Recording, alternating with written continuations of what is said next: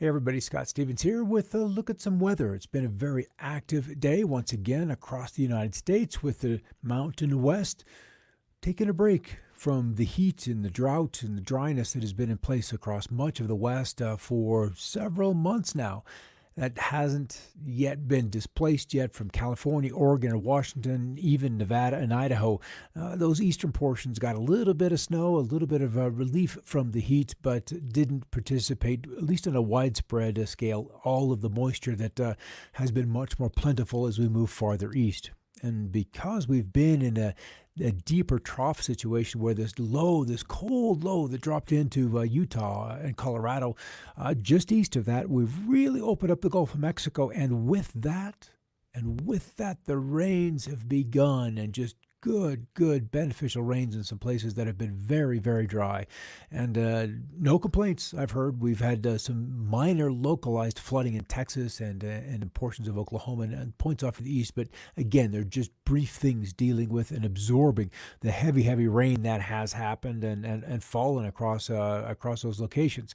So this is kind of an interesting let's just say this is an interesting scenario as we watch the snow fall yesterday across Colorado. This is Golden, so just northwest of Denver. And there's always somebody, there's just always somebody with that brand new car. It's so fast, and they just think that it can do everything that it can't do. And then they come to stop that little Mercedes-Benz. So, your heart's racing for them. You don't want to be clipped by them, and they certainly don't want to hit anybody. And, of course, you're showing off in front of the sheriff. But that was just a dance of epic proportion right there to keep that car from impacting. They may have gotten a ticket for excessive speed and dangerous driving, but nevertheless, they didn't do any damage outside of their fear, their ego, and so forth and so on. Good to see you in there, Ryan. All right, huge wildfires continue across the West. It's just, in a way, it's devastating because we've built in places that are so susceptible to this. And even if you've got fire breaks and fire lines and you do the best that you can, as one of the videos had in here, the guy was saying that got evacuated, that the winds were so strong that there were embers, golf ball sized, baseball sized embers being carried for a good distance away from the fire line. So it was just constantly just jumping. And this is how these fires, fueled and forced by these winds, can make just massive leaps in their size when you have the winds blowing into the very dry fuel. So Oregon, literally losing some very small towns, but extensive damage, significant damage across the entire state. And it's kind of crazy how they're in so much chaos anyway in the metro areas, and now this has visited their more rural locations. So it's interesting how the outer kind of reflects the inner, some of these situations. So seven people have died in West Coast fires. That is just thus far. That was this morning. And these communities literally leveled those homes, and the fire's just so hot. And then the smoke plumes are just impressive. So much smoke, so many particles, just up and lofted aloft by these very hot columns of air, stronger than thunderstorms in many cases. And then to just have blanketed the west, and the reprieve has been in the Mountain West as that cool storm out west has kept that smoke parked out to sea largely, and then it gets kind of sucked on the south side of it. And then the plumes, of course, dissipate as they are drawn and absorbed and moved off to the north and east. Just new evacuations ordered. This is getting to be 14 hours old. Fort Bear fire near Oroville, north of Sacramento and north and south of Chico. And if you remember, I think it was 2017, when that Oro Reservoir was very close to being overbreached. It could have been 2018, but to have gone from such extremes with so much water in these reservoirs. And reservoir level hasn't really been a problem in California this year because they can stockpile it for a year or two and then deal with the drought situations that come and go on a fairly regular basis there. But that was just why I was completely aware of Oro, north of Sacramento, because they had dealt with a near dam breaking situation. All right, dealing with 7 features on the National Tropical Weather Outlook from the NHC Atlantic this morning. And we'll look at the more recent one, but Renee and Paulette, plus another hot one coming off the equatorial regions of Africa. And then 3 kind of low intensity or low potential ones still kind of wandering off the southeastern U.S. And then for the global warming fans, Patrick Moore, who was part of the founding group that founded I want to say Sierra Club, but it's not Sierra Club. Why can't I? Greenpeace. 7 Apollo astronauts and 2 former directors of NASA Johnson Space Center among 49 former NASA employees who insist that NASA and NASA GISS, which is kind of the data management system, stop using computer models and then to limit the stance of what can be empirically proven by the computers. You can put anything you want into a computer. We've earlier talked about in some of the other shows, garbage in, garbage out. If you put in crappy data, you're going to get crazy results out of that. And that's where I believe that all of these systems should become simply open source. So the models can bring a whole new set of eyes to them and different talents and abilities and points of view, and along with the data that goes into them, also open source. So there's no shenanigans going on behind the scenes. And then we can truly discern and decipher what exactly is happening with the climate and the climate systems, because in my eyes, it is just that important. And then either we can attribute a proper cause to, say, the drought in the West, or maybe it's just something cyclical. This was the data that was released just today, with data up until Tuesday, 7 a.m. Mountain Time is their cutoff. But these places, Colorado getting a good soaking in the last 48, 72 hours, and so has West Texas, and so has Iowa. Also portions of the Northeast as well. So that's kind of the exciting thing. The models have been, let's just say their data, I think I probably need to use this one. NCEP, National Centers for Environmental Protection, continue to troubleshoot widespread issues with their data delivery system. Just widespread issues. We don't exactly know why, and if they do, they have not yet shared it with us. And so our data and the outlooks, the forecast have not been as reliable as they would be. We get maybe 2.5 to 5 days of an outlook, and then the model just quits delivering. The data quits coming out, and so we have nothing to look at. All right, high temperatures yesterday, 100 in Medford, Oregon, and also Death Valley, California, and then Big Piney, Wyoming, and the far western valleys of Wyoming dropped to 14 degrees over the previous night. And there's the activity up in the Atlantic. Again, it looks like this other one off the Carolinas has been dropped off the areas of investigation or areas of interest. Still, Paulette and Renee will have to be contended with at some point, but nearly every solution recurves them into the North Atlantic so they do not become an issue. There are some of the later models which we haven't seen up lately. Probably Renee comes in just south of Puerto Rico and then north of Dominican Republic and then somewhere across Cuba and then recurves northbound into the southeastern states. But we'll just have to see how that plays out. Here's the smoke, and we're almost to the point where just there are no words. It's so dense, so obscuring, and so stinky that it becomes another almost intolerable event. But we've got weeks of this yet to go, I'm afraid. Here's the cold low still churning across easternmost Utah and then the bulk of Colorado and New Mexico. And ahead of it, it has been able to tap just luscious tropical moisture and then just wring it out along the edge of this cold frontal boundary right through here. You can see where the humid conditions, the dew points, then tail off very, very quickly. And it is this boundary that has been so generous with the rainfall through much of western and mid-Texas, deeper the cool air. And that has just allowed for those rains to just go and go and go and go. I kind of want to come back here because we're not done. There's still more. It looks like another wave that was taking formation right in through here. So the mid part of Texas through the hill country up into the western part of the Red River Valley, likely to see another good half-inch on the light side, 3 to 4 inches on the heavier side worth of rains from this evening and through tomorrow. And here's the smoke through California. We've all seen, we've all seen the videos of just how dark it was in San Francisco yesterday. Today, really not that much different. We're beginning to see some clouds developing as we got a weak low coming ashore. Ultimately, what that will do is mix out this smoke and then push it inland. So where Nevada has had some deep blue skies, that smoke, in fact, you can see the outer boundary of it right here is beginning to progress east. And ultimately, that means the smoke, in fact, you can see it right in through here beginning to be drawn into this deeper storm. And so the best thing to happen for it is for it to get absorbed into the raindrop or into the moisture and then rained out. That's how we end that cycle, is you absorb it and then you rain it out and then it's back part of the soil profile once again. Here's some of those rains. Let's see if I got to recycle all this so we can do a little scrolly here. Back into here, we were into West Texas, and some of the rainfall totals, and I think I've got precipitation picked. The data will begin to plot, and this is always reset at midnight local. Midnight local. So from Big Lake and then on north of San Angelo through Sweetwater through Abilene and back up into Oklahoma. So this next round of thunder showers, nothing too terribly intense, nothing severe whatsoever, but just good soaking rains and in the cool air.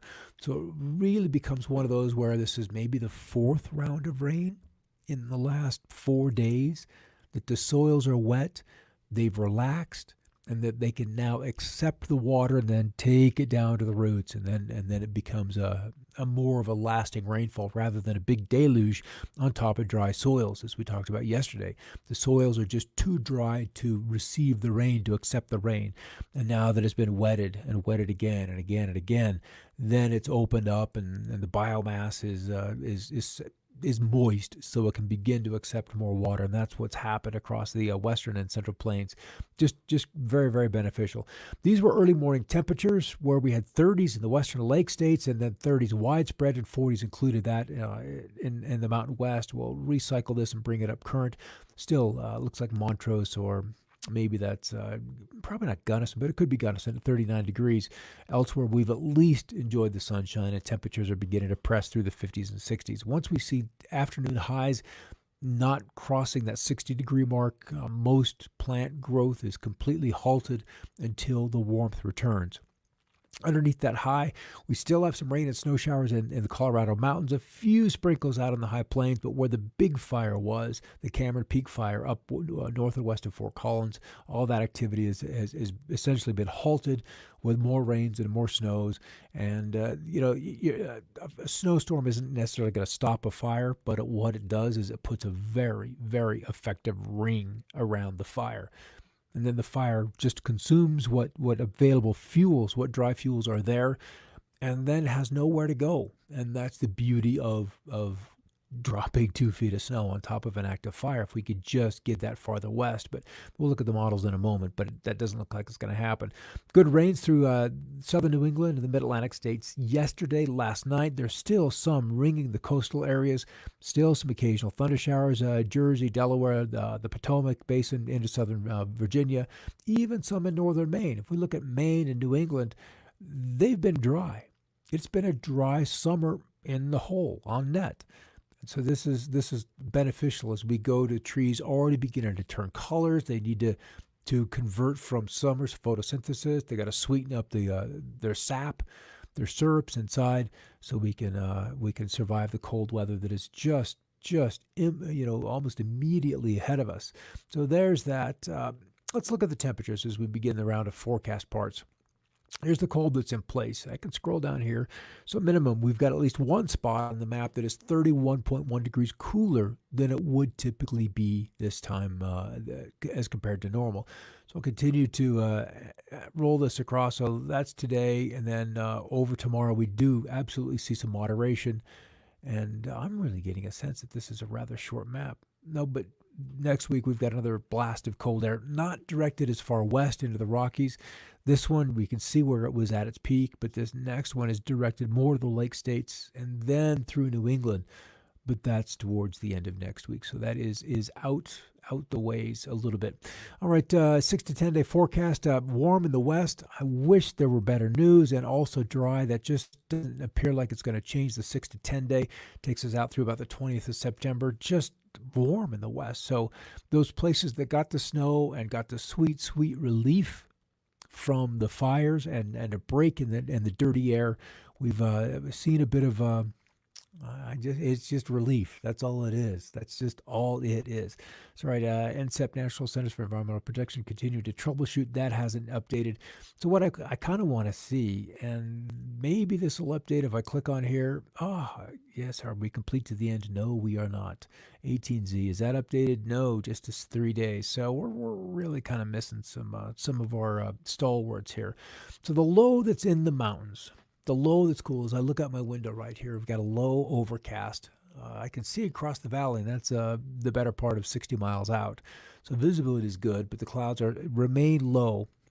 It's kind of nice that up to the north, where they didn't get as much snow as, say, we did on the Sangres, that they're still getting some now. But that low kind of lifts up, rolls across Wisconsin and Minnesota as we get to Friday, Saturday, Sunday, and then this high rebuilds. It begins to establish itself once again across the Mountain West, the Great Basin, and then another storm tries to come in, but its source is the North Pacific, and it kind of isn't all in one piece. So it's really not going to be able to deliver a lot of moisture. The other area of interest is this guy, this tropical.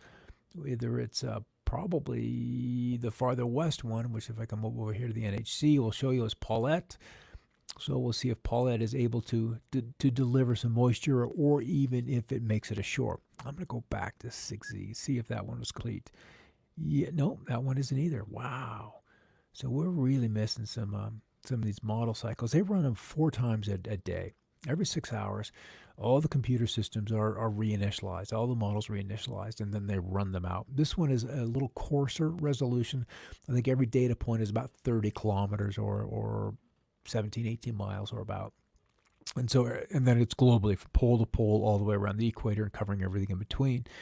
Some of the higher resolution ones are every 3, 5, 7 kilometers. So there's much more data, a lot more resolution. You get some more granularization in the information, and that really helps with the snowfall forecast when we're dealing in the mountains. But this one brought in some kind of tropical storm into the Caribbean. But now that run is, well, the better part of 24 hours old. So we'll see if the southeast is going to be under the gun around here, 24, 25, 22, let's just say 22nd to 24th of September. So that's kind of the outlook. All right, what are you guys saying over here? Fires are crazy. Hello, Ryan. Note to self, don't do anything stupid on the road with the sheriff.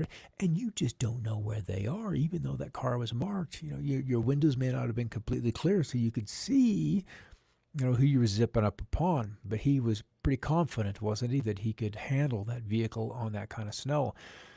And coming from a guy who was raised in the mountains of Idaho and went from the front-wheel drive car who had okay tires, and then you put on snow tires. Snow tires give you this little bit of confidence to be a little gutsy when maybe you should or shouldn't be. But I was also driving a manual. I really like driving those manuals anyway on the snow and with good tires. It's kind of fun. I must admit, it's kind of fun. All right, guys, good to see you in there. Wow, storms, hurricanes, snow. The world is active.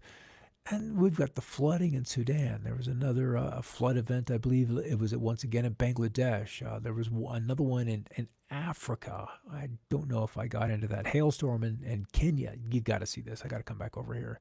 This is crazy. With Kenya, residents in Narok, Kenya, woke up to a blanket of snow and a trail of destruction Monday morning. So that's a couple days back. Following a heavy hailstorm that struck the town overnight, wide swaths of crops were severely damaged, leaving farmers devastated as they estimated losses. Storm, this is Kenya, for goodness sakes. A company in the summer, driven by freezing cold temperatures, began Sunday night, engulfing roads with ice. The hail was almost, 2.8 to 2 inches in diameter. And that's just the potatoes and wheat and the maize, the corn, just a path of destruction. No leaves were left. That's the wicked part of hail, is it just strips the plants. We had one here at the house back in June, but the plants were young enough, and it was way early enough in the season that we could recover. Now, I guess I'm in the story, so there's no additional photos, which is kind of what I wanted to see.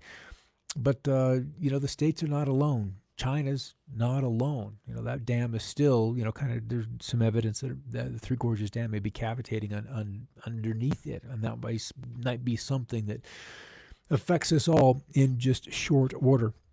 All right, that's it for the evening. We will show up Friday. We'll show up Friday and kind of round things up. We'll do a deeper dive into these fires, because they're poor Oregon. I want to go back to, let's come over here just a moment. Let's go full screen. Look at this, and I want to extend the loop out 200 frames. It'll take a little bit longer to load, but we can see the extent of these fires. That's the infrared showing them growing at night, and then the plumes. If we get a nice plume, we'll see that pyro cloud busting through the boundary layer and showing north. But what I want to do is I want to go north to Oregon, because they've just been so devastated. Well, let's do this one. So it covers the entire state and then clips into southern St. Helens and Hood and so forth. But we've got all these little fires. They're showing up in Idaho. They're extending up into British Columbia now. So this is going to be a situation where the resources of the nation are already at their limit. We have not invested in let's just say, aircraft which are retrofitted to deliver water to these fires. Because every 5-8 years, we have a bad cycle, we've been able to just make do, but our aircraft are getting really, really old. And then the budgets have kind of been there and then they've not been there. And as a nation, we've really had other things to spend the money on. The other way of looking at this is that these forests are absolutely loaded with old fuel. This fuel at some point or another has to be logged or chewed up and then turned back into the ground so it can biodecay. So we've either got to burn it, log it, or turn it into fertilizer on site. And when there are millions upon millions of acres of beetle kill, where the wood is just fine, it's discolored, it's kind of been bored through by these beetles, but there's so much of it. It's how do you diminish the risk to the residents that have chosen or are nearby? And I don't necessarily have an answer for that. Either we go whole hog and keep suppressing like we have been doing, or we spend some money and seriously mitigate around these communities so they lose the feeling of being in the woods as a byproduct of that kind of mitigation, because there's mitigation going on where we are, and the greenbelt areas are, and they feel like they've just been stripped and turned into a desert, and it just doesn't feel right. The other thing is that these areas just need more water. We've got to get them more water so that they have some kind of resilience and a greater portion of the tree, because the trees, once they get below about 21% water content and down to 18% and down to 15%, then they're just so dry. They just blow up when the first spark hits them. So this is a discussion that ultimately needs to happen.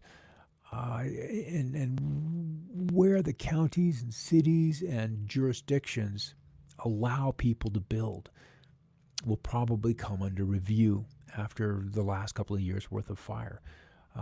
It's going to disappoint some people if they get locked out of further development in these regions, but I really think that ultimately is what will happen, is we'll restrict people's ability to set up a permanent residence inside these areas, so that when the call to evacuation happens, you can take out everything that you brought with you in 15 minutes, that you can pack and go, rather than having your entire life's things inside a home in a high danger zone. And that's what we have now. And honestly, I live in one of those.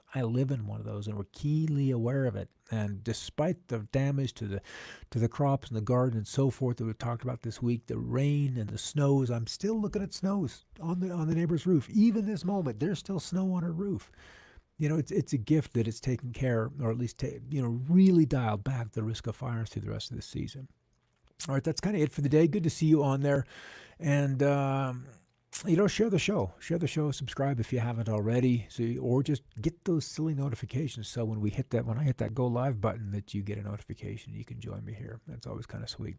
Thanks for participating in the discussion. And Christina, Scott, lightning under the clouds of smoke and rain into the ash of Northern Cali's Redwood Forest, Humboldt Hills, KMUD Radio Land. I did that show not too long ago over on KMUD. I think that was back in May when I was on there. And as I said on Vicky's show earlier today, part of this is Mother Nature needing to clean out the forest. The planet has to clean out the dead wood. And to do that, the system has to overwhelm the processes that are in place to keep the fires down. And that may be what our next potentially 2.5 months are all about. And when we get to the end of the fire season, they will be exhausted in fighting this. All right, that's perhaps we ought to contact some weather modification companies to make the rain. These are things that we shall never speak of, right? the fact that we can do that, the bolt of the blue, the potential. I mean, none of this honestly never had to happen. The planet is going through some of these large-scale climate changes. That's a given.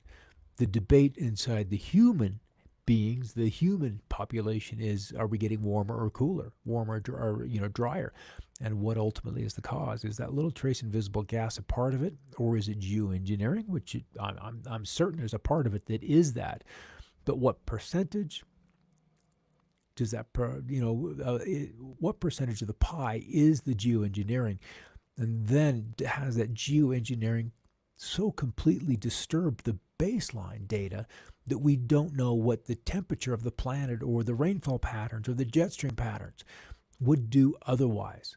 That, for me, is the big reveal. If we can peel that back and then see what the planet's baseline is, the doctor's got to take your heart, your pulse rate, and all that. And if we don't know what the planet's situation is, then it really becomes a tough illness to prescribe the proper medicine for. All right, that's it. And I'll catch you tomorrow. May on the Edge of Herd, Saturday afternoon. That was right. That was it. I was there. It's probably in the archives if you wanted to go look it up. I'll catch you tomorrow, guys. Have a great night. In the meanwhile, keep looking up.